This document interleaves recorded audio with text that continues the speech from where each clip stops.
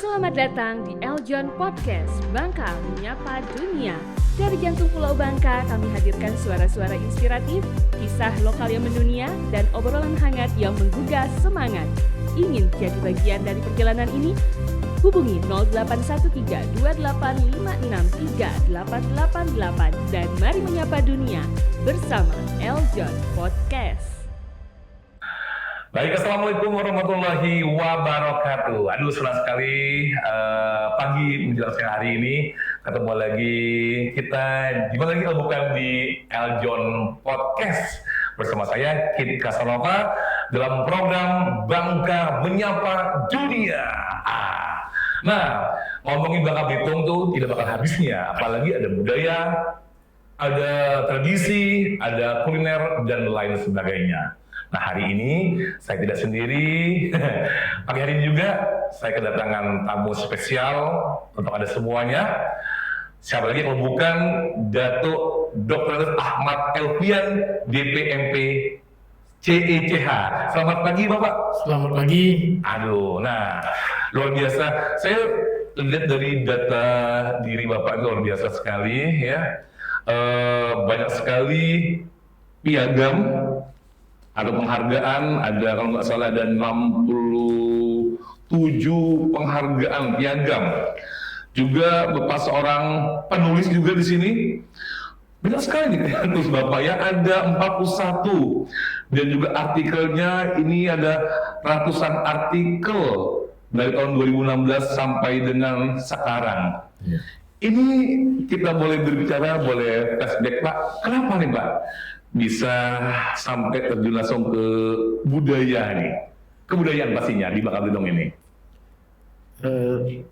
Setelah kita menjadi provinsi ya, jadi Kepulauan Bangka Belitung menjadi provinsi terpisah dari provinsi induknya, ya, provinsi Sumatera Selatan, tanggal 21 November ya tahun 2000. Tidak lama lagi berarti Pak ya? Iya, dengan Undang-Undang nomor 27 ya. 27 tahun 2000. Tanggal 4 Desember tahun 2000.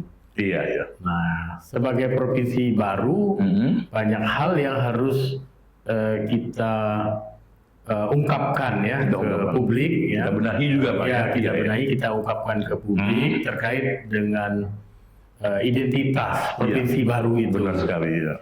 Nah, salah satu identitas yang paling penting dan paling mendasar dari provinsi itu adalah identitas terkait dengan sejarah, terkait dengan budaya. Karena identitas atau identity itu mengarah ke dignity, dignity ataupun marwah.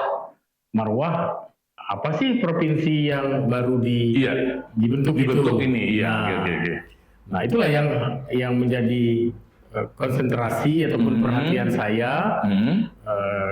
Kenapa kemudian saya banyak meneliti, menggali terkait dengan sejarah, budaya dan aspek-aspek penting yang ada di Kepulauan Bangka Belitung, dan itu harus kita dokumentasi dengan baik ya. Kemudian kita tampilkan ke halayak ramai sehingga provinsi Kepulauan Bangka Belitung itu menjadi terkenal, bisa baik dalam level nasional maupun dalam level global. Benar sekali. Ya.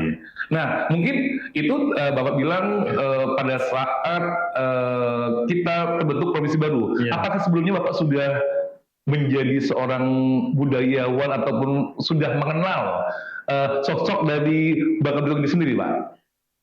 Iya, kalau kita kalau saya kan memang suka mengkaji terkait dengan sejarah, budaya, terkait dengan antropologi, dan Bangka Belitung itu sebenarnya kan sejak abad ke-17 Masehi itu sudah dikenal di dunia, dan pulau kita pun sejak abad ke-3 sebelum Masehi sudah dikenal dengan nama Wangka, yang artinya yang artinya Pulau Timah. Pulau Timah. Nah, jadi sebenarnya sudah terkenal.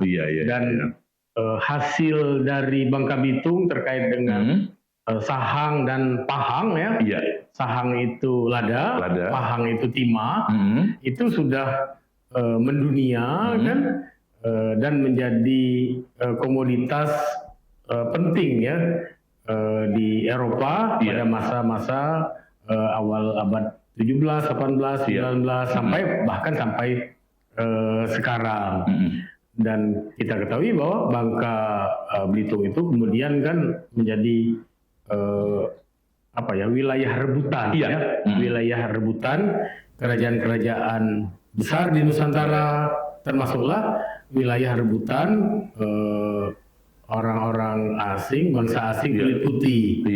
Jadi saya menyebutnya Bangka Belitung itu sebagai wilayah de favorit komersial coast. Jadi wilayah pantai-pantai niaga yang favorit, yang disukai oleh berbagai bangsa di dunia seperti itu. Apalagi Bangka Belitung juga ada bilang timah. Jadi mereka saling rebutan untuk apa nih? Untuk mengambil, mengeksploitasi kekayaan lada dan timah Bangka Belitung yang pada waktu itu kan di Eropa ya berkembang revolusi industri. Kemudian di Cina juga timah itu dijadikan sebagai bahan untuk membuat campuran uang mereka baik uang emas maupun uang perak mereka.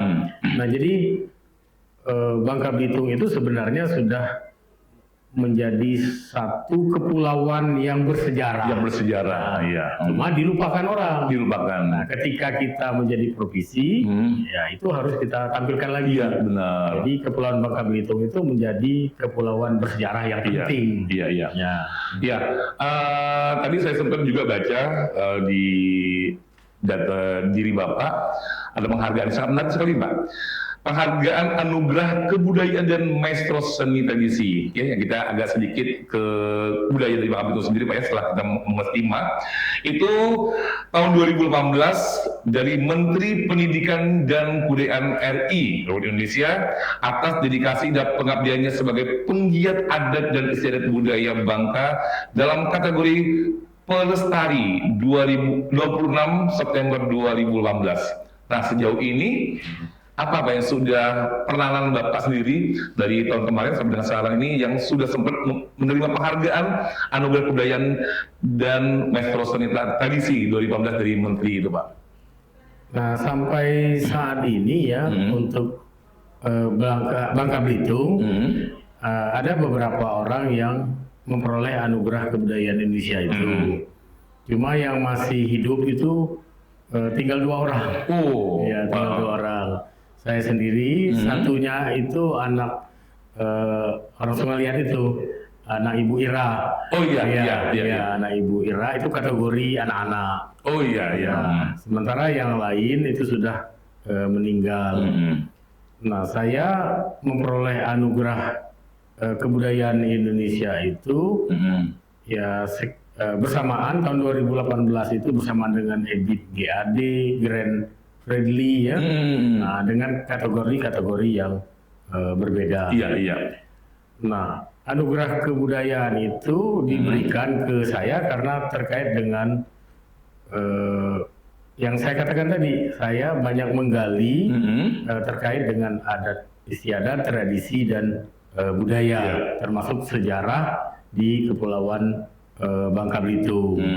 Nah, salah satu bukti ya penggalian pelestarian itu adalah karya saya tadi yang ada 41 ya. Ada 41 buku ya. Nah, 41 buku itu kan sekarang tersebar di sekitar 122 perpustakaan dunia. Sudah ada? Iya. Di perpustakaan dunia sekali ya. Jadi dengan terbitnya buku-buku tadi mewakilkan dari perhatian dari Menteri tadi, Pak, ya, untuk Bapak mendapatkan sertifikat sebagai pemerhati budaya tadi Pak ya. Pelestari ya. Pelestari ya Pak ya. Pelestari. Nah tadi, kalau kali ini Pak, untuk sertifikat berikutnya dari Lembaga Sertifikat Profesi Kebudayaan Kementerian Pendidikan dan Kebudayaan RI atas kompeten dalam bidang cagar budaya ataupun cultural heritage dengan kualifikasi kompetensi ahli cagar budaya. Ini apa sih maksudnya Pak? Itu setahun setelah itu Pak ya, 2 Mei 2019. Kalau yang penghargaan pertama tadi kan itu terkait kepada warisan budaya tak benda ya. Jadi apa orang nyebutnya WBTB ya, warisan budaya tak benda. Jadi tak benda ataupun tak teraga. Itu yang sekarang menjadi kita kenal dengan 10 objek pemajuan kebudayaan. Ya, termasuk adat istiadat, tradisi, sastra lisan,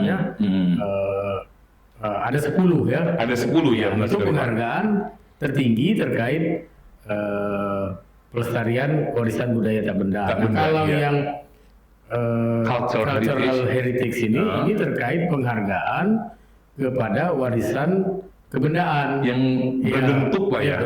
Yang berbentuk material, kebendaan, teraga ya. Nah, jadi terkait dengan objek-objek sejarah dan budaya yang kita kenal dengan sebutan cagar budaya. Cagar budaya, baik yang bentuk bangunan, kemudian berbentuk struktur, kemudian bisa juga berbentuk situs maupun berbentuk kawasan. Jadi lengkap.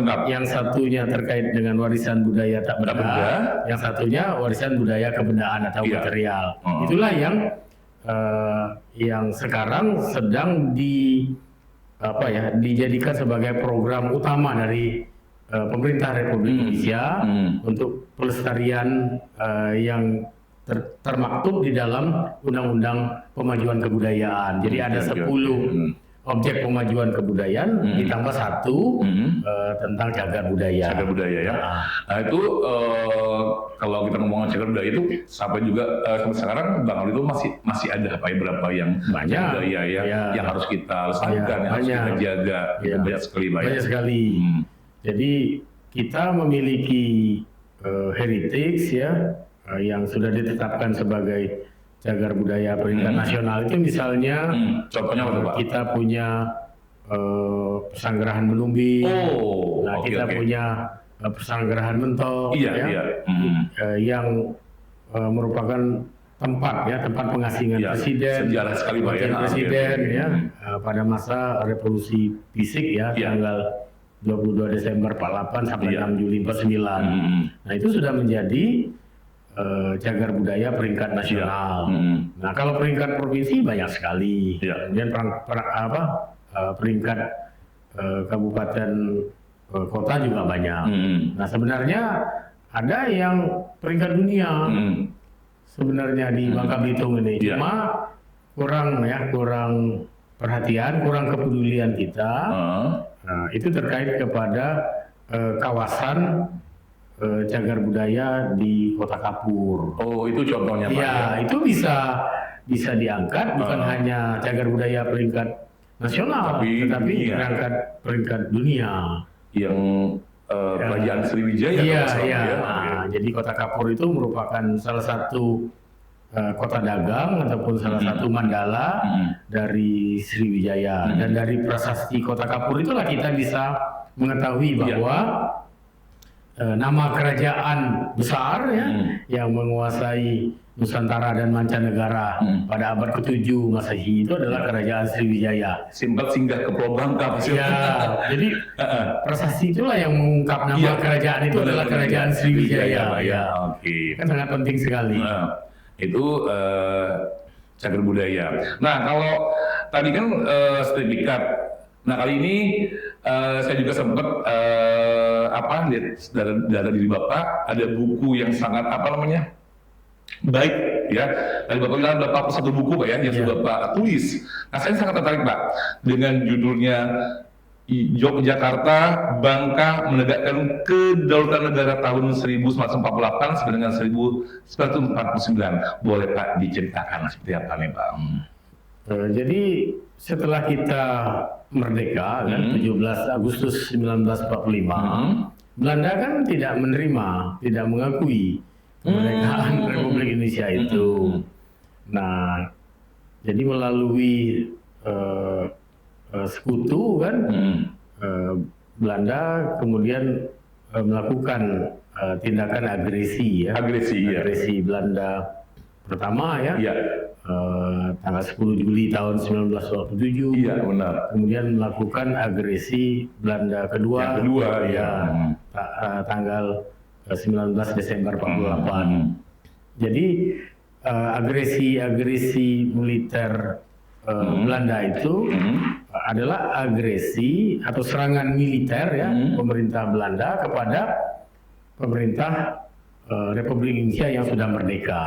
Artinya Belanda itu belum mengakui kemerdekaan Republik Indonesia 1945. Nah, puncaknya pada saat agresi militer Belanda kedua.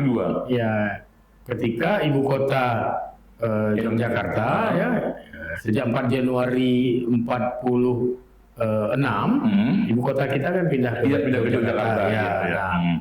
Jadi Bung Karno dan para pemimpin Republik itu ditawan di Istana Kepresidenan di Yogyakarta.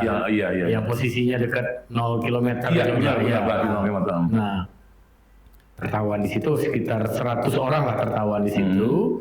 Nah, tanggal 22 Desember 48, nah para pemimpin Republik itu diterbangkan dari Maguwo tanpa tujuan yang jelas. Tanpa tujuan yang jelas.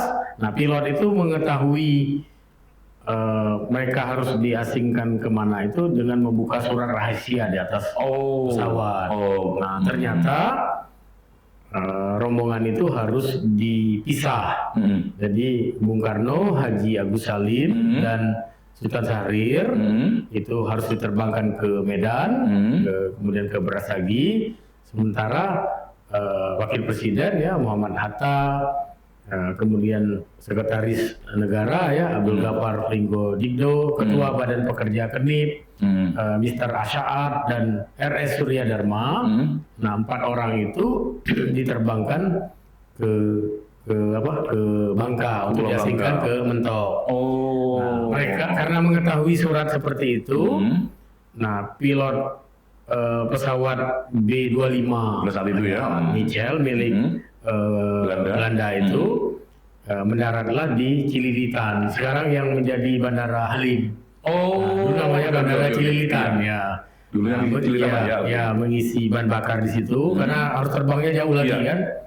Nah, kemudian mendaratlah di Bandara Lapangan Terbang Kamungdul dulu nyebutnya. Nah, Bung Karno, Haji Agus Salim dan Sultan Syahrir tidak turun, diterbangkan lagi ke Medan, kemudian ke Brastagi selama 10 hari di Brastagi.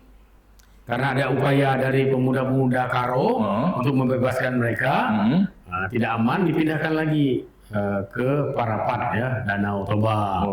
Sementara Hatta, RS Surya Dharma, Mr. Asy'ad, Abdul Ghaffar Pringgo Digdo itu dibawa dengan mobil, dikawal dengan Special Truppen ya, pasukan gerak cepat Belanda, dibawa ke Menumbing.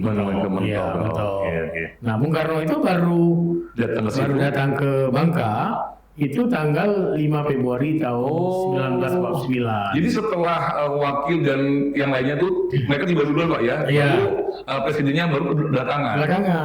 Jadi itu yang dalam catatan sejarah orang tidak paham kan, dipikirnya sekaligus. Langsung sekaligus ya. Ternyata belakangan itu jaraknya berapa? Dari 22 Desember sampai 5 Februari. 5 Februari baru Bung Karno, Agus Salim diterbangkan dari Parapat ke Bangka. Mendaratnya di Pangkal Balam. Di Pangkal Balam dengan pesawat amfibi Catalina, kemudian Bung Karno dan Agus Salim diasingkan ke Pesanggerahan Mentok, bukan di Menumbing. Nah ini kan salah ya. Yang di bawah kan Pak ya? Yang pas yang di bawah. Ya, orang kan sering salah. Menumbing tempat pengasingan Bung Karno, ada mobil BN10, mobil Bung Karno. Salah itu. Ternyata itu di bawah Pak. Ya, di Pesanggerahan itu kan? Ya, Bung Karno itu diasingkan di Pesanggerahan Mentok. Yang dulu disebut dengan Pesanggerahan Bangka Tin Sumining. Tahu saya. Atau di Semarang ketika mereka. Nah, di situ kalau di Menumbing itu adalah pengasingannya Hatta, Hatta dan yang lain ya. Nah, kalau mobil itu adalah mobil Demang Mentok. Yang di Selam ya? Iya, BN10. Nah, itu mobil Demang Mentok, kepala pemerintahan Mentok, pemerintahan Belanda. Bukannya mobil milik presiden berarti? Bukan. BN10 itu milik Demang Mentok, Kemas Zainal Abidin, ya, Kemas Zainal Abidin yang dipakai oleh Hatta, kadang-kadang dipakai oleh Bung Karno. Nah, ketika mereka mulai diberi kebebasan oleh Belanda. Nah, kemudian kalau di Bangka mereka menggunakan mobil BN2. BN2 masih itu ada Pak? Wah, sudah tidak ada lagi. Nah, yang di Mentok itu juga cuma bodinya saja. Bodi saja. Mesinnya ada lagi. Nah, BN2 itu adalah mobil Ketua Dewan Bangka. Nah, masa pengasingan itulah masa perjuangan menegakkan kedaulatan negara sesuai yang kami tulis tadi. Iya, benar sekali. Selama 197 hari ya pengasingan itu upaya menegakkan kembali kedaulatan negara itu dilakukan melalui diplomasi melalui diplomasi ataupun perundingan. Jadi perundingan itu dilaksanakan kadang-kadang di Mentok, kemudian dilaksanakan di Pangkal Pinang. Jadi utusan-utusan dari United Nation Commission for Indonesia atau yang menggantikan Good Office Committee atau Komisi Tiga Negara, kemudian delegasi Belanda, nah kemudian delegasi negara-negara federal Regents for Federal Overleg dan pemimpin republik yang diasingkan dengan delegasi Indonesia itu berunding. Nah, jadi penegakan kedaulatan itu dengan diplomasi. Ada yang menarik itu di dalam buku memoarnya Bung Hatta halaman 305 kalau tidak salah itu ditulis ketika kami turun dari Menumbing menuju Pangkal Pinang hendak bertemu dengan Good Office Committee Komisi Jasa Baik gitu kita nyebutnya Komisi Tiga Negara Nah, Abdul Ghaffar Fringodikdo itu berkata, sesungguhnya saat ini ada dua pusat percaturan diplomasi politik internasional. Yang pertama di Washington DC, di Amerika di PBB, yang kedua di Bangka. Nah, jadi setelah berbagai macam perundingan di Bangka nah, pemerintah Belanda dan pemerintah Republik sepakat menyelesaikannya melalui meja perundingan dan terjadilah perundingan Rumroyen 7 Mei 1949 ditandatangani perundingan Rumroyen. Nah, kemudian pemimpin Republik pun tanggal 6 Juli kembali ke Yogyakarta. Jadi selama 197 hari penegakan kedaulatan Republik Indonesia itu di Bangka, dan itu kita tulis dan buku itu diterbitkan bukan oleh pemerintah Provinsi Kepulauan Bangka Belitung. Diterbitkan oleh Dinas Kebudayaan Daerah Istimewa Yogyakarta. Karena mungkin kita kurang peduli lah. Benar sekali hal-hal seperti itu. Orang Jogja yang justru peduli yang mengetahui juga Pak itu tahun 2023. Ini sejarah Bapak ini sangat luar biasa tahu sangat sempat tadi juga Bapak bilang bahwa banyak kekeliruan baik dari presidennya ataupun Iya. wakilnya seperti kapan mereka presiden datang ataupun tempat tinggal juga Iya. banyak Iya. kekeliruan. Iya. Mungkin Bapak luruskan, mungkin Kan kalau ada lagi Iya, apa tuh? dua tokoh yang diasingkan menyusul setelah presiden sebelum presiden. Jadi Sebelum? jadi kan yang pertama itu rombongan tanggal 22 Desember kan. Iya. Nah, tanggal 31 Desember itu ada dua tokoh yang diasingkan dari Jogja. Mr. Ali Sastro Amijoyo itu Menteri ya Pendidikan dan Pengajaran. Pada saat itu. Kemudian satunya Mr. Muhammad Rum. Nah, kenapa kan kita tahu ada Ali Sastro, ada Iya. M. Rum yang Iya. juga ikut diasingkan di Menumbing ya. Nah, itu tanggal 31 mereka. Jadi diasingkan. setelah dari wakil presiden, Iya. setelah itu datang lagi dua tokoh Dari dari Yogyakarta tapi Pak Yogyakarta ya. Karena pada saat itu ibu kota kita kan di Yogyakarta. Di Jakarta, ya. Setelah itu baru menyusul presiden kita. Presiden kita. Nah, Oke. jadi ada tiga kloter lah. Tiga kloter. Pengasingan. Oke. Nah, saya menyebutnya itu exil government from Bangka. Jadi pemerintahan pengasingan di Bangka. Jadi kalau kita lihat surat-surat surat-surat yang dikeluarkan oleh presiden, surat-surat yang dikeluarkan oleh wakil presiden itu tertulis Masih ada Pak ya? menggunakan kop presiden, kop wakil presiden. Masih ada? Ada. Sampai sekarang? Ada ya. Nah, ditulis di situ Menumbing 2 Mei 1949. Sejarah berarti ya. Oke. Artinya apa? Wakil presiden itu masih aktif sebagai wakil presiden. Pada saat itu. Nah, makanya saya sebutnya exil government from Bangka. Jadi pemerintahan pengasingan dari Bangka. Walaupun mereka diasingkan tapi mereka tetap menulis Iya, surat Pak tulis ya. ya. Oke. Soekarno dengan menggunakan kop presiden itu menulis surat kepada yang mulia Panglima Besar Jenderal Sudirman di tempat. Nah, Pangkal Pinang tanggal sekian tahun 49. bukti, Pak, ya? Ada suratnya terbukti. Artinya pemerintah darurat Republik Indonesia yang ada di Sumatera itu hanya menjalankan pemerintahan darurat. Iya. Nah, pemerintahan yang resminya masih ada di Bangka. Masih ada di Bangka. Buktinya surat-surat resminya masih dikirimkan dari sini. Iya, dari Bangka, iya. Ini sangat menarik sekali sejarah, apalagi merupakan bukti untuk tadi cagar budaya, ya Pak ya. Iya. Tempat pengasing mereka, baik itu di Pasanggerahan, dari Bapak bilang ya, Iya. apalagi di Puncak Menumbing, Iya. yang saat ini juga masih dikenal masyarakat luas Pak ya. Iya. Pada saat mereka datang berkunjung dan juga bisa mengenal sejarah yang dulunya bisa kita ketahui. Dan juga tadi sebelum Bapak bilang bahwa sempat ada kekeliruan selama ini masyarakat ya, tapi sudah Bapak luruskan itu sangat luar biasa sekali.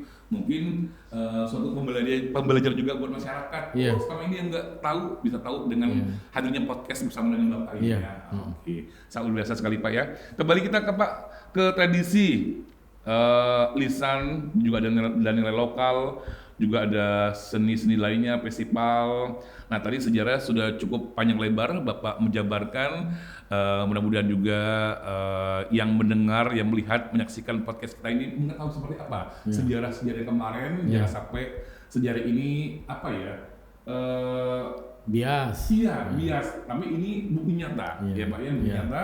Dan kami mengundang Bapak Effendi untuk memberi jalan yang lurus ya, selama ini sejarah itu yang benar seperti apa. Jadi alhamdulillah sekali Bapak hadir di sini. Nah, setelah sejarah Pak, kita akan menggali lagi seperti apa tradisi. Tadi kita sudah membicarakan masalah kebudayaan, heritage juga tadi sudah selesai. Nah, kalau tradisi lisan itu sendiri seperti apa tuh Pak? Banyak juga cerita rakyat, ada mitos atau pantun untuk masyarakat Bangka Belitung, seperti apa pengaruhnya terhadap perilaku serta identitasnya Pak? Nah, kalau tradisi lisan itu kan bagian dari 10 objek saya bilang tadi ya. 10 objek pemajuan kebudayaan tadi. Salah satunya adalah tradisi lisan. Ya, ini apakah setelah dari Pak Presiden mulai atau sebelumnya juga sudah ada? Kalau tradisi lisan itu ada ya sejak adanya orang-orang Bangka di Pulau Bangka. Jadi sebelum itu juga sudah ada berarti Pak ya? Okay. Nah, cuma kan penyimpangan dari pola umum ya, bahwa orang-orang Bangka itu mengenal tradisi lisan, bukan tradisi tulisan. Iya. Nah, kalau tradisi tulisan kan kita bisa menulis dan bisa kita cari ya, artefak-artefak tulisannya kan, inskripsinya, prasasti-prasasinya. Benar. Nah, kalau tradisi lisan itu kan dia dituturkan, dilisankan ya, dibicarakan dari satu generasi ke generasi berikutnya. Nah, tradisi lisan itu umumnya berhubungan dengan bahasa daerah, bahasa lokal, karena dituturkan dari satu generasi ke generasi berikutnya dengan menggunakan bahasa yang dimengerti oleh pewaris, pewaris dan penutur. Nah, itulah bedanya kecerdasan lokal orang-orang Bangka terutama dengan orang-orang di luar. Orang luar mungkin kan tradisinya tulisan. Nah, kita tradisinya lisan. Nah, dan tradisi lisan ini merupakan salah satu budaya asli Bangka. Nah, jadi menurut Profesor J.L. Brandes seorang ahli budaya ahli budaya bangsa Belanda, dia mengatakan tradisi lisan atau metrum namanya, metrum ya, itu adalah salah satu unsur budaya asli bangsa Indonesia. Jadi sebelum datangnya pengaruh Hindu, Buddha, sebelum datangnya pengaruh Arab, pengaruh Eropa, bangsa Indonesia sudah mengenal tradisi lisan itu. Nah, yang paling tua kalau di Bangka tradisi lisan itu seperti jampi, mantra. Nah, jampi mantra itu kan dituturkan untuk pengobatan kan. Nah, pewarisan jampi mantra itu kan biasanya diwariskan ke anaknya seperti itu. Nah, itu kan. Nah, kemudian ada lagi pantun nasihat. Nah, itu kan untuk menegur, untuk mendidik kan, untuk menyindir. Nah, itu diajarkanlah pantun namanya. Pantun itu ucapan yang santun namanya. Pantun. Iya, ucapan yang santun. Nah, pantun. Nah, itu disusun dengan sampiran, dengan isi, dengan indahnya kan. Ada yang fungsinya untuk edukasi, ada fungsinya untuk jenaka, hiburan, ada fungsinya untuk pergaulan kan. Nah, ada yang isinya tentang nasihat. Nah, itu melalui tutur lisan. Nah, kemudian ada lagi yang disebut dengan cerita rakyat. Cerita rakyat itu bisa mitos, bisa legenda, nah bisa juga dongeng. Nah, jadi begitu kaya ya Bangka Belitung itu dengan tradisi lisan ya, mulai dari mantra, jampi ya, yang terkait dengan kehidupan, kesehatan, pengobatan, kemudian terhadap nasihat. Nah, kemudian terhadap cerita-cerita rakyat yang berbagai fungsinya untuk bisa untuk pergaulan, bisa untuk pendidikan, bisa juga untuk rekreasi. Nah, untuk pantun sendiri Pak kan mungkin Melayu, walaupun Melayu. Apakah pantun itu cuma ada di kita ataupun mungkin di daerah lain ada Pak? Jadi pantun itu memang dia berkembang di rumpun Melayu. Nah, cuma kan pantun itu kan ada ada sampiran, ada isi. Nah, yang jelas baik sampiran dan isi, kalau pantun itu yang menggunakan bahasa daerah setempat, bahasa lokal kan. Bahasa lokal. Nah, sampirannya pun biasanya berisi tentang hal-hal yang sifatnya lokal, lokal yang endemik, yang ada di Bangka Belitung. Jadi jangan kita ngambil misal jalan-jalan ke London misalnya kan. Nah, itu kan Udah keluar Pak berarti. udah keluar. Nah, itu kan bukan pantun pantun Bangka Belitung. Misalnya saya beri contoh kan, ikan ketarap, ikan karang. Nah, tahu kan ikan ketarap? Tahu.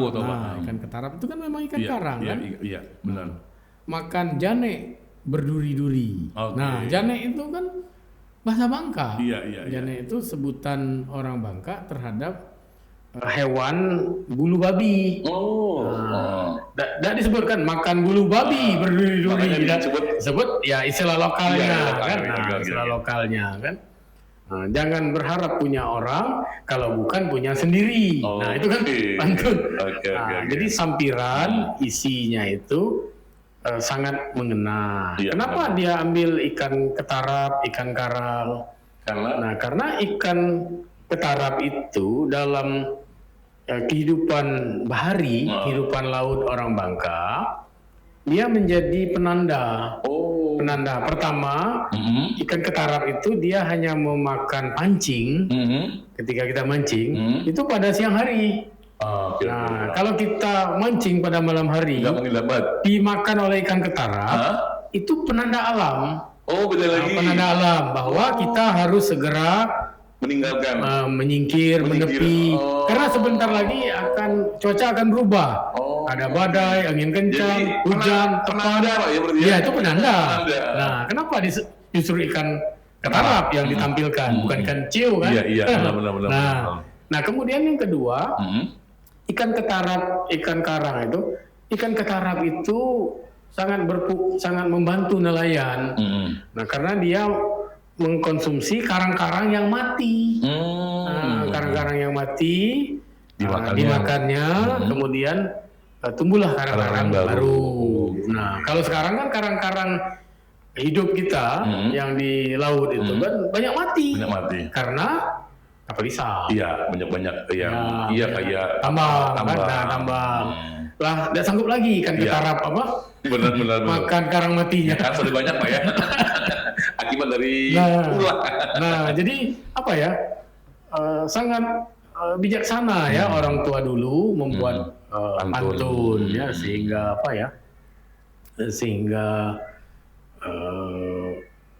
kita banyak mengambil makna baik dari sampiran maupun dari isinya. Itu sampai sekarang masih ada Pak ya, saya lihat kalau udah ada acara pembuka acara masih ada pantun. Itu yang perlu kita lestarikan. Ya, cuma kan harus disusun lah pantun itu dengan yang saya katakan tadi, sampirannya harus sesuai dan mempunyai makna. Benar. Nah, kadang-kadang kan buat sampirannya tidak masuk akal, nggak karuan Pak ya, nggak nyambung maksudnya kan. Dari Sungai Liat ke Belinyu misalnya kan, dia ke Pangkal Pinang kan mundur namanya. Sehingga tuh ke Pangkal Pinang nggak nyambung. Iya. Oke, berarti tadi tradisi lisan Pak ya masuk dengan pantun, mitos, cerita rakyat, tadi juga banyak sekali cerita-cerita rakyat dari Bangka ini yang kita kenal, Pak ya. Nah, sekarang kita juga ngomong masalah tradisi, penjaga tradisi. Kalau boleh tahu Pak, tokoh atau komunitas yang berperan penting dalam menjaga, mewariskan tradisi lisan serta budaya ini kepada generasi muda itu seperti apa, Pak? Kalau dulu ya, setiap kampung di Bangka itu ada balai adat. Balai adat. Ada balai. Sekarang masih? Tidak ada lagi. Ada juga mungkin enggak banyak. Sudah jarang ya. Hanya beberapa kampung ya. Kalau dulu setiap kampung di Pulau Bangka itu ada balai adat. Iya. Nah, misalnya tahun 18 Tahun 18 sudah ada. Ya, tahun 1821 itu HM Ling ya, dan MH Coates ya. MH Coates itu presiden Inggris untuk Palembang dan Bangka. Nah, dia mengatakan bahwa saya menjumpai satu balai adat di Kampung Serdang yang merupakan balai adat paling besar di pulau dari seluruh kampung-kampung yang ada di Pulau Bangka. Nah, artinya di semua kampung di Pulau Bangka dulu ada balai adat. Nah, balai adat yang paling besar itu dia jumpai di Kampung Serdang, seperti itu ya, di Tebuali, Bangka Selatan. Oh iya. Nah, jadi balai-balai adat itu siapa yang ada di balai adat itu? Kan masa dibangun balai? Iya, tapi nggak ada orangnya. Nggak ada orang. Nah, itu yang disebut dengan pekerja-pekerja adat. Pekerja adat. Kalau kalau di Belitung itu disebut dengan penggawe adat. Nah, iya. Kalau sini penggawe adat, tukang gawe adat. Oh iya, penggawe. Nah, pekerja adat lah kira-kira. Nah, siapa para tokoh-tokoh adat, tokoh-tokoh adat, tokoh-tokoh budaya di kampung itu, kemudian para lebay, khotib, para penghulu, tokoh-tokoh agama, kemudian para dukun, dukun kampung, dukun khusus, dukun alam, dukun sungai, dukun gunung, dukun laut, kan dulu ada. Nah, itu yang ada di balai orang yang bekerja di balai itu, yang berkumpul di balai itu. Nah, kemudian sampailah ke pengguling. Pengguling itu dukun beranak. Nah, ikut tergabung menjadi pekerja adat tadi. Nah, mereka lah yang melestarikan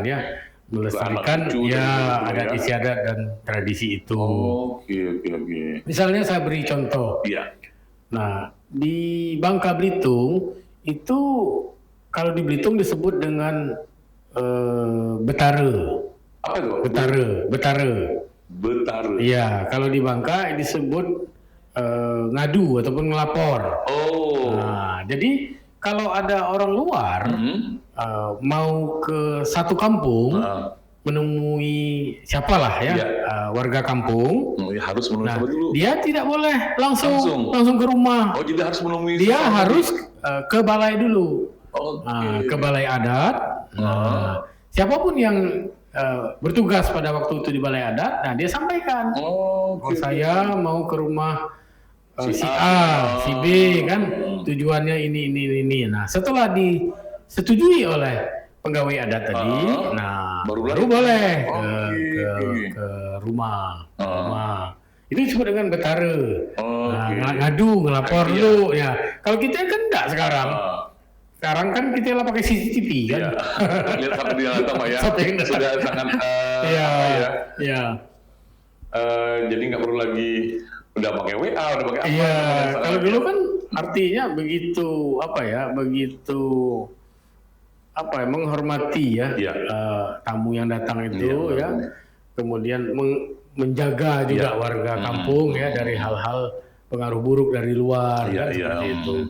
Jadi kampung itu memang terjaga Nah, itu yang pertama dulu yang artinya yang menjadi pewaris pewaris adat istiadat, tradisi dan budaya. Pertama kali, Pak. Iya, pertama kali. Nah, kemudian kalau sekarang ini kan ada lembaga adat, kemudian ada dewan kesenian, ada dewan kebudayaan, ada komunitas-komunitas yang peduli kepada sejarah budaya, adat istiadat dan tradisi. Nah, jadi lembaga adat itulah sebenarnya di tiap kampung di tiap negeri itu harus berperan untuk melestarikan adat istiadat dan tradisi. Sekarang kan ada tradisi nganggung dalam rangka Maulud Maulud Nabi. Nah, kan masing-masing kampung, yang kampung terurus biasanya itu.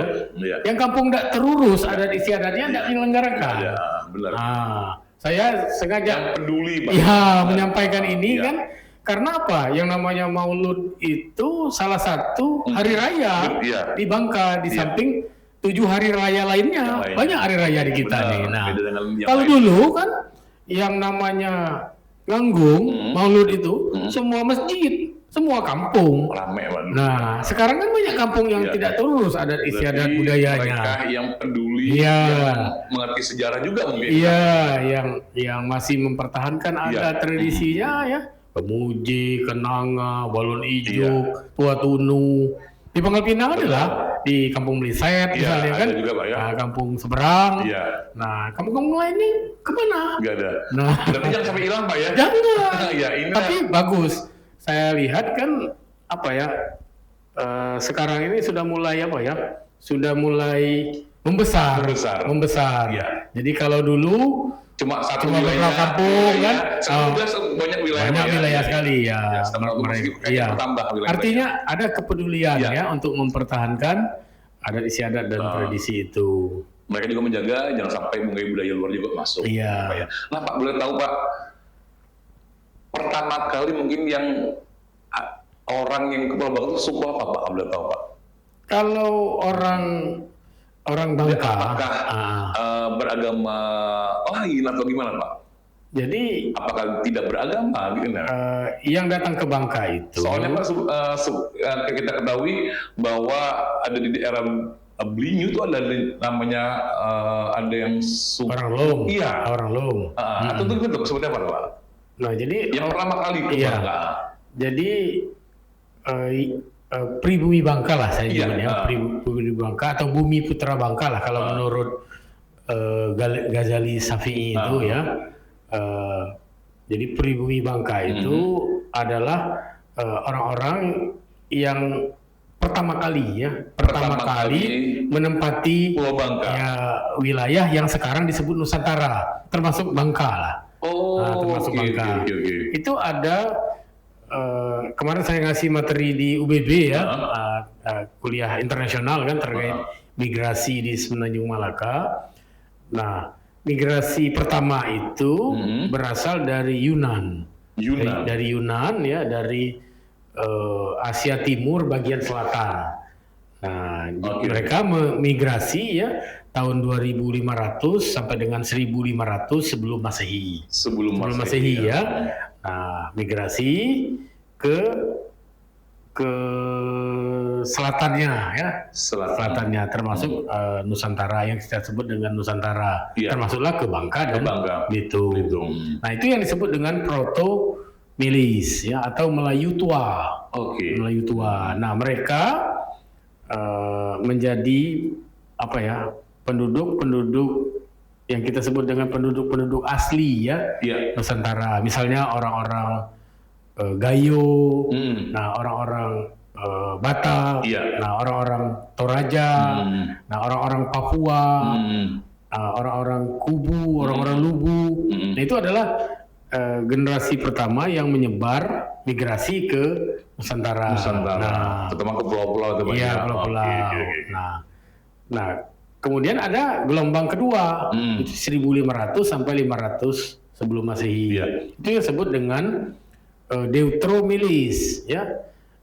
Deuteromilis. Nah, mereka ini disebut dengan Melayu Muda. Melayu Muda. Nah, salah satunya ya yang menyebar ke Bangka, Belitung. Oke. Tapi proses penyebarannya dari Asia Timur bagian selatan itu ke Filipina, dari Filipina ke Sulawesi ke Kalimantan, Kalimantan ke Belitung, Bangka, nah, baru naik lagi ke atas ke Semenanjung Malaya, bukan dari Semenanjung Malaya ke Bangka. Tapi mereka naik. Iya, naik ke atas. Jadi dari sana muternya. Nah, proses persebarannya, migrasinya. Nah, mereka itu sering juga disebut dengan bangsa Austronesia. Austronesia. Oke. Dan bahasanya disebut dengan bahasa Austronesia. Nah, bahasa Melayu itu adalah cabang besar dari bahasa Austronesia yang kita kenal sekarang bahasanya itu ya. Nah, bangsa Austronesia di Bangka dan Belitung itu menempati dua wilayah. Iya. Dua wilayah. Kalau yang menempati wilayah darat itu disebut dengan orang-orang darat. Orang-orang darat atau orang-orang gunung atau hill people dalam kajian antropologinya. Nah, kemudian ada yang tinggal di laut. Tinggal di laut, tinggal di perahu, tidak tinggal di darat. Itu yang disebut dengan sea dweller, ya, pengembara laut. Harinya mereka tinggal di laut, perahu ya, gitu, ya perahu ya. Okay. Nah, sea dweller, orang-orang laut. Nah, kalau di Bangka Belitung dikenal dengan orang-orang Seka. Orang Seka. Suku Pak ya? Enggak, orang Seka. Ya, nah. Tapi saya pernah kalau sukunya ya Melayu muda, Melayu apa tadi? Muda. Jadi bukan suku Seka ya? Bukan suku. Jadi kajian antropologi itu harus dibedakan antara bangsa, ras, suku, subsuku, ethnic group, orang. Nah, jadi jangan sekali-sekali kita salah nyebut suku Lom. Itu orang Lom. Orang Lom, bukan suku. Oke. Jadi kajian antropologi itu harus paham kita. Nah, orang Mapur kan, jangan disebut suku Mapur. Orang Lom. Nah, Lom dan Mapur itu terminologi yang berbeda. Ya, jadi harus dipahami. Jadi orang darat, orang laut. Nah, apa bukti bahwa mereka adalah bagian dari ras Austronesia tadi kan? Mereka punya kepandaian bercocok tanam. Itu ya? Darat, Pak ya? Ya, bercocok tanam, berkebun, berladang, berume. Nah, kemudian pandai perundagian, jadi sudah pandai mengolah logam. Kemudian sudah pandai berternak, ya. Jadi dia tidak food gathering, tetapi food producing, ya. Jadi sudah menghasilkan makanan. Nah, kemudian pandai dalam hal perbintangan, astronomi. Kapan mulai nebas hutan? Kapan mulai makar? Jadi mereka melihat bintang. Nah, itu sebagai barometernya, Pak ya? Iya. Oke. Misalnya kan nih kan Cit Nget Pan nih kan orang Chin sama yang rebut kan. Nah, biasanya kan sudah masuk bulan gelap kan. Bulan gelap. Nah, pada saat bulan gelap itu orang sudah mulai membakar rebak untuk ditanam padi kan seperti itu. Kan melihat bulan gitu kan, melihat astronomi. Nah, mereka masih seperti itu ya. Nah, begitu juga yang tinggal di laut. Mereka sudah pandai membuat perahu kan, perahu bercadik itu. Kemudian sudah pandai menangkap ikan, hasil-hasil laut, mengolahnya. Kemudian juga pandai astronomi. Nah, perbintangan.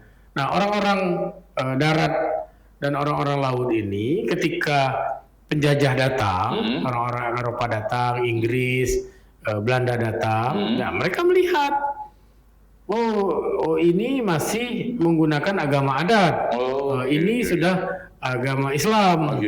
Makanya dibedakan, oh ini orang Lom katanya kan, oh ini orang Lah. Nah, orang Lom itu artinya orang yang belum beragama, mengenal agama Samami lah artinya kan. Nah itu disebut orang Lom, orang Lah. Apakah orang darat, orang laut? Kalau dia belum beragama Samami itu disebut orang Lom. Nah, orang Lah. Nah, sekarang ini banyak orang-orang Lom itu yang masih tinggal di wilayah Mapur. Makanya disebut orang Mapur. Nah, tapi orang Mapur pun ada yang Lom, ada yang Lah kan. Jadi jangan sebut suku. Orang Jering ya. Nah, itu orang darat kan, orang darat yang tinggal di Jering artinya kan. Kalau untuk suku sendiri apa Pak? Kalau Bangka ini Pak? Kalau sukunya Melayu. Melayu tadi. Ras Deutromeles tadi kan, Melayu Melayu muda. Iya, jadi selama ini kan banyak sekali kekeliruan Pak ya. Iya, keliru ya. Banyak bilang suku Lom, padahal mereka tuh bukan suku. Orang Lom ya. Banyak bilang suku Seka, padahal orang Seka ya. Iya, mereka Melayu. Semua kita Melayu Pak ya. Melayu ya. Iya, jadi selama ini kan mungkin masyarakat yang berkembang kan cuma tahunya suku, ada suku tapi bukan berarti ya. Cuma suku Melayu yang ada di Bangka Belitung. Iya, suku Melayu, orang darat, orang laut. Oke. Kalau di klasifikasi dari agamanya orang Lah, orang Lom kan begitu. Oke, jadi dengan adanya mereka menetap ke Pulau Bangka yang dari Bapak bilang tadi suku Melayu, orang Lung, orang Lah, dan juga orang yang lainnya, nah baru dikenal dengan adanya mungkin. Nah, mereka disebut orang Bangka itu ketika masuk lagi nanti pendatang dari luar ke Bangka, orang-orang Chin masuk. Nah, orang-orang Chin itu kan suku bangsa malah bangsa Cina kan, ya, antar negara ya. Okay. Nah, masuk ke Bangka kan. Nah, kemudian orang-orang Melayu dari Semenanjung Malaka, Johor, Siantan pindah ke Bangka. Menetaplah di sini, menetap sini ya, terjadi akulturasi, asimilasi. Budaya. Nah, membentuklah orang Bangka yang kita kenal sekarang. Jadi orang Bangka itu terbentuk dari gabungan proses akulturasi orang-orang luar. Nah, kalau yang aslinya tadi yang Proto-Melis dan Deutero-Melis. Aduh, banyak sekali ilmu yang saya dapatkan pada pagi hari ini. Jadi banyak yang keliru sekarang. Iya, benar. Lihat kan? Saya juga tahu, Pak. Saya juga jujur. Suku Lom kan. Iya, benar. Suku Lom, suku pertama di Bangka. Saya juga menyangka selama ini memang suku Lom itu suku. Orang Lom itu suku.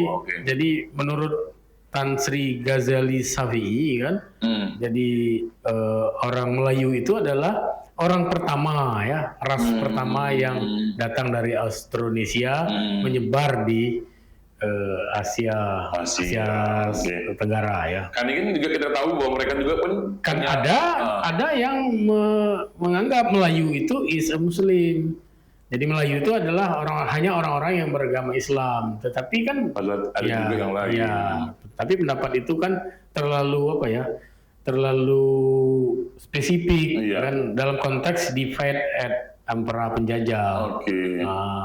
Kan setidaknya kan bisa ada penyebaran agama juga ke sini, Wan. Iya. Apakah mereka yang datang tuh sudah beragama atau belum? Yang datang awal itu kan bisa saja dia masuk Islam, bisa saja dia masuk Kristen, ikut orang Eropa kan, tapi tetap Melayu. Iya, benar tetap Melayu. Iya. Oke, dan juga kan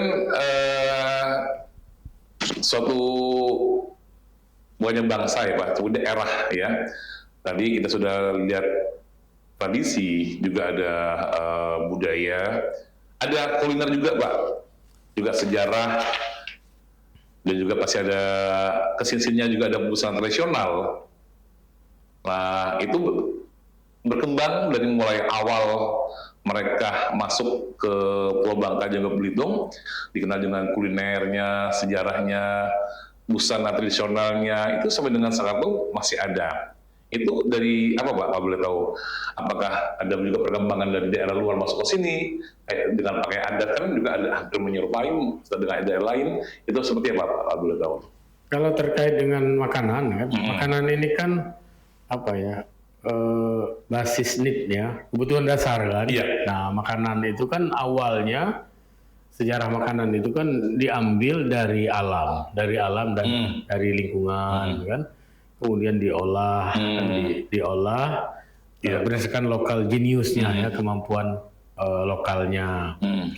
Nah jadi setiap makanan khas atau tradisi itu dia punya sejarah ya, punya filsafat, punya makna ya, makna-makna tertentu. Nah saya menyebutnya itu dengan ilmu gastronomi.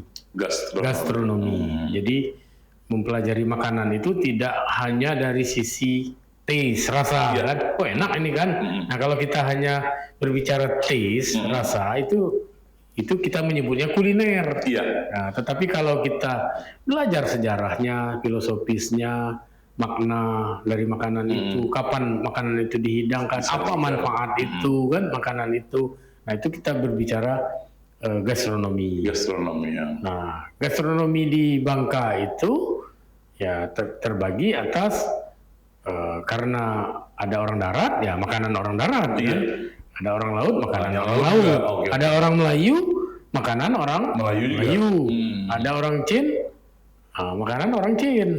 Nah Cina juga. Orang Cina. Jadi kalau dia masih mempertahankan jenis-jenis makanannya ya, itu yang disebut dengan akulturasi. Jadi perpaduan dua budaya, tetapi masih mempertahankan masing-masing ciri budayanya, itu disebut dengan akulturasi. Akulturasi, ya benar. Nah, akulturasi. Tapi kalau perpaduan antara dua atau lebih budaya tadi melahirkan sintesa, melahirkan budaya baru, itu disebut dengan asimilasi. Asimilasi. Jadi ada makanan akulturasi, ada makanan asimilasi. Oke. Nah, misalnya yang asimilasi itu makanan-makanan, misalnya perpaduan antara orang Chin dengan orang darat. Nah, itu melahirkan masakan peranakan namanya kan. Peranakan itu bapaknya Tionghoa, Chin, ibunya pribumi. Nah, itu makanan melahirkan makanan baru, ya. Nah, misalnya ada roti peranakan, gitu kan. Dan banyak makanan-makanan yang menggunakan bahasa Tionghoa, tetapi halal bagi kita. Nah, banyak sekali ya. Banyak. Macam kayak contohnya. Teunga, teufu fa, tefu soy, tefu cok, namanya juga ngeri kita kan. Halal nggak nih kan? Itu kan halal kan? Halal kan. Itu tergantung dari pengolahan buatan. Itu kan artinya sudah peranakan. Nah, peranakan. Jadi dia memperhatikan kehalalan kan dari makanan itu sehingga bisa dimakan oleh siapa saja kan. Nah, itu uniknya di Bangka Belitung. Kalau dia masih mempertahankan makanan aslinya, ciri khasnya, misalnya lempah darat. Lempah darat itu jelas hasil dari orang-orang darat. Nah, lempah darat, ikan darat, sayur darat, timun darat, kan? Masih ada sampai sekarang. Masih ada sampai sekarang. Itulah khas dari suatu daerah. Nah, itu khusus makanan. Nah, kita berharap karena ada akulturasi, ada asimilasi makanan. Nah, makanan kita menjadi kaya, menjadi beragam. Nah, itu yang disebut dengan gastronomi. Nah, gastronomi itu bisa menjadi gastro destinasi. Jadi makanan kita itu menjadi salah satu tujuan wisata. Nah, ada orang yang lempah kuning, lempah darat, kan? Nah, ada yang mau siput. Nah, ada yang mau apa lagi? Makanan orang Melayu, kan? Ada. Nah, itu gastronomi. Nah, kalau bisa gastronomi itu jadi gastro destinasi, gastro destinasi itu menjadi gastro diplomasi. Diplomasi. Makanan kita itu menjadi bisa bahan untuk keluar, diplomasi keluar.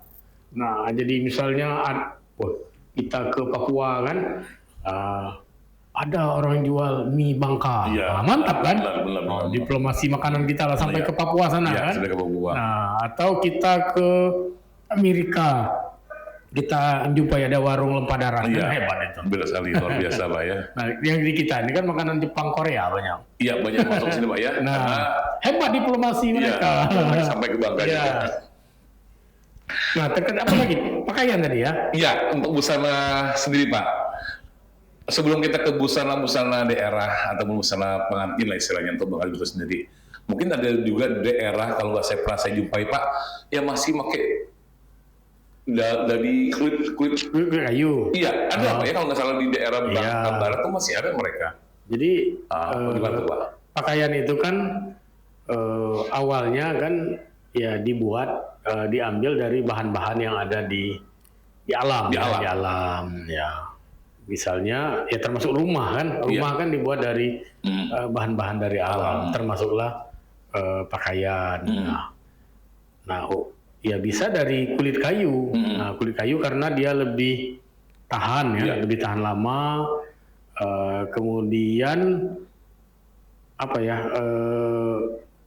dapat lebih melindungi tubuh dari cuaca dari gangguan cuaca segala macam. Nah, berbeda kalau dia pakai daun kan. Benar. Nah, jadi dia menggunakan kulit kayunya. Kulit kayu itu kulit kayu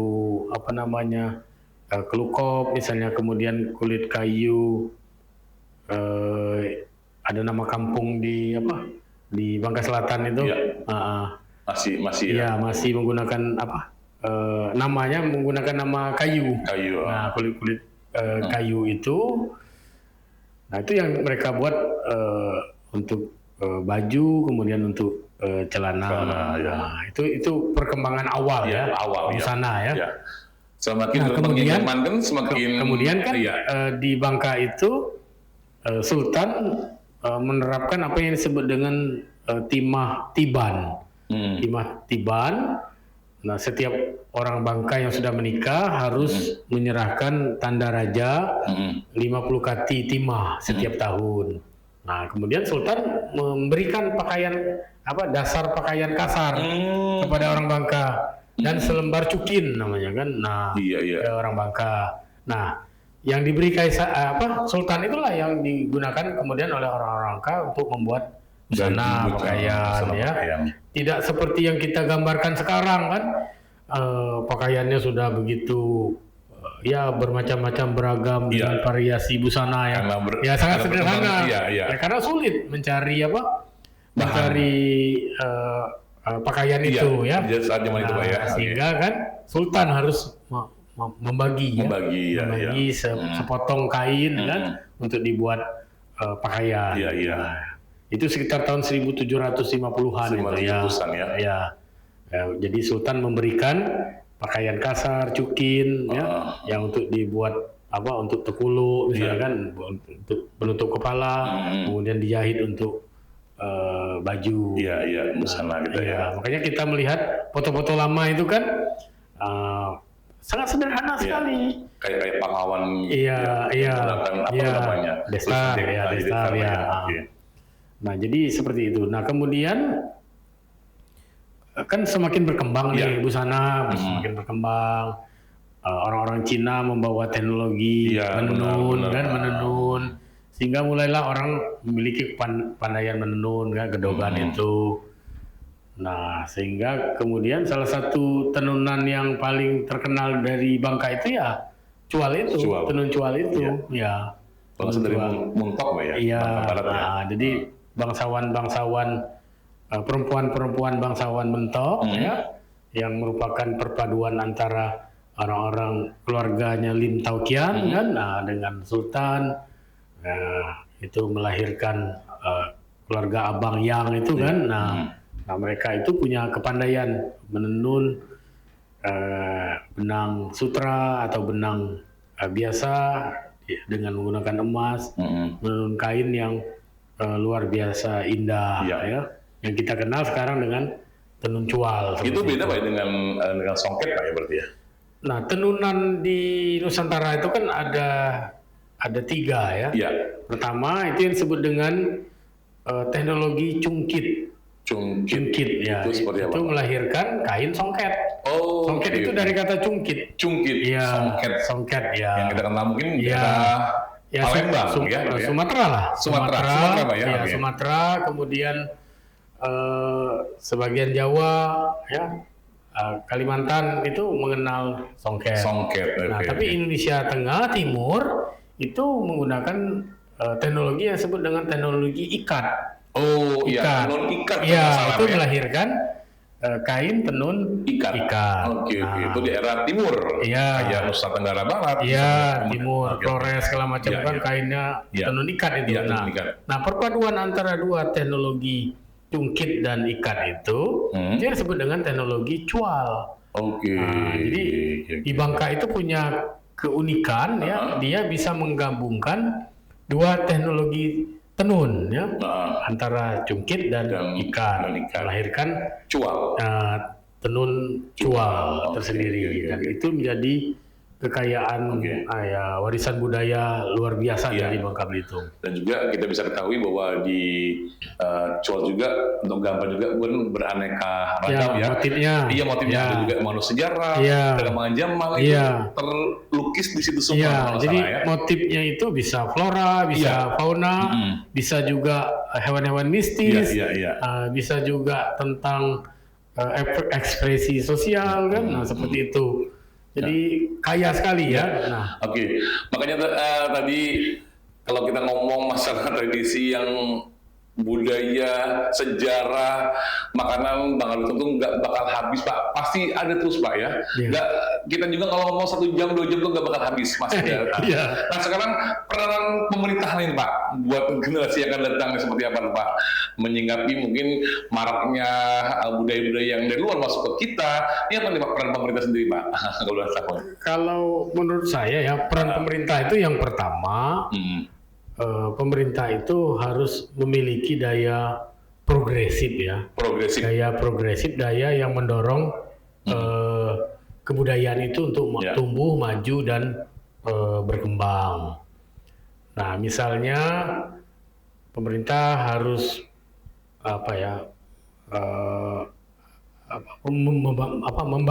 membangun ketertarikan masyarakat untuk cinta kepada budayanya sendiri. Nah itu, jadi tumbuhlah generasi muda yang cinta kepada budayanya sendiri. Itu tugas pemerintah. Tugas pemerintah. Kemudian yang kedua harus menyiapkan materi kebudayaan itu yang baik dan benar. Mungkin sekolah. Iya, materi-materinya harus dibuat. Nah, materi-materinya dibuat yang benar tadi yang baik dan benar. Jangan sampai keliru lagi ya. Ini kan zaman apa tuh? Artificial intelligence ya. Nah, saya sering ditanya orang, Datu, bener ada kerajaan di mana? Di Sungai Liat. Saya bilang itu kerajaan Ngeram. Jadi materinya tuh kenapa sampai orang membuat seperti itu? Karena pemerintah tidak menyiapkan materi sejarah yang benar. Bagaimana sejarah Sungai Liat, sejarah Tewali, sejarah Pangkal Pinang. Kalau sejarahnya dibuat dengan baik dan benar, tak mungkin orang Ngeramang di Sungai Liat ada kerajaan kan ngacau namanya kan. Nah, jadi itu tugas pemerintah. Jangan sampai saya yang kalang kabut menjawabnya. Nggak ada tuh Ngeramang.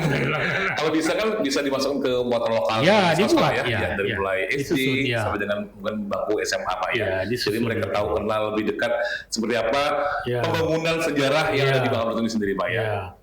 Itu yang kedua ya, siapkan materi yang baik dan benar. Nah, kemudian yang ketiga, pemerintah harus menciptakan ruang untuk orang-orang bisa kreativitas. Misalnya dibuat gedung kesenian, gedung pertunjukan, selama ini kita belum taman budaya. Untuk gedung kita belum ada. Kita perpustakaan daerah aja belum punya. Museum daerah juga kita belum punya. Mungkin PR gitu. Ya, kalau perpustakaan kita sudah punya kan.